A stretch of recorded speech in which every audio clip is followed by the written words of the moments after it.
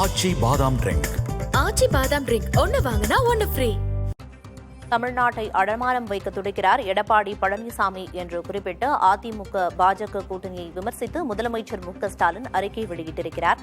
இதுகுறித்து நம்மிடையே பேசுவதற்காக இணைப்பில் இணைந்திருக்கிறார் பாஜகவின் கரு நாகராஜன் அவர்கள். சார் வணக்கம். வணக்கம்மா. சார், அதிமுக பாஜக கூட்டணிக்கான அறிவிப்பு வெளியானதுக்கு அப்புறமா முதல்வர் ஒரு அறிக்கையை வெளியிட்டிருக்காரு. குறிப்பா நேத்து கூட்டணி தொடர்பான உறுதியான அதிகாரப்பூர்வ அறிவிப்பை மத்திய உள்துறை அமைச்சர் அமித்ஷா வெளியிட்டாரு. முதல்வரோட அறிக்கையில என்ன சொல்லப்பட்டிருக்குன்னா, அமைச்சர் ஒருத்தர் தமிழ்நாட்டில் இங்க சட்டம் ஒழுங்கு சீர்குலைவு அப்படின்னு பேசுறதுக்கு கடுமையான கண்டனத்தை தெரிவிச்சிருக்காரு.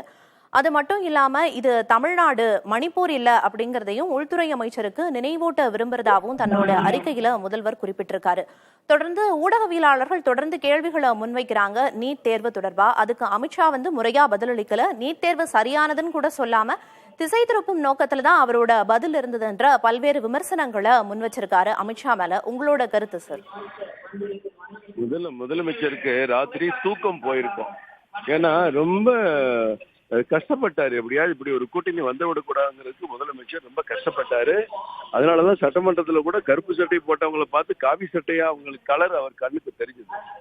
இந்த கூட்டணி கள்ள கூட்டணி, அந்த கூட்டணி, இந்த கூட்டணி, இவங்க பி டீம் ஏ டீம் எவ்வளவோ பிரச்சாரங்கள் அவங்க செஞ்சு பார்த்தாங்க.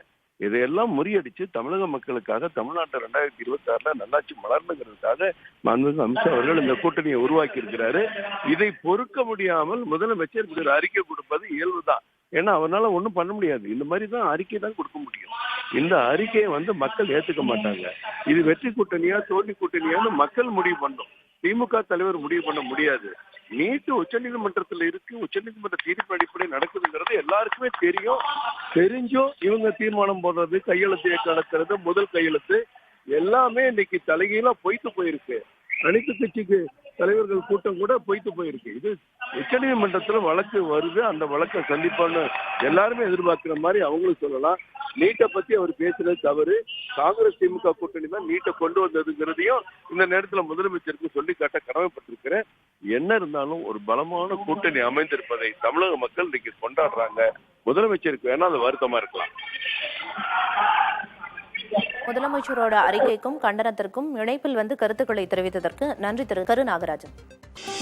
ஆச்சி பாதாம் ட்ரிங்க். ஆச்சி பாதாம் ட்ரிங்க் ஒன்னு வாங்கினா ஒன்னு ஃப்ரீ.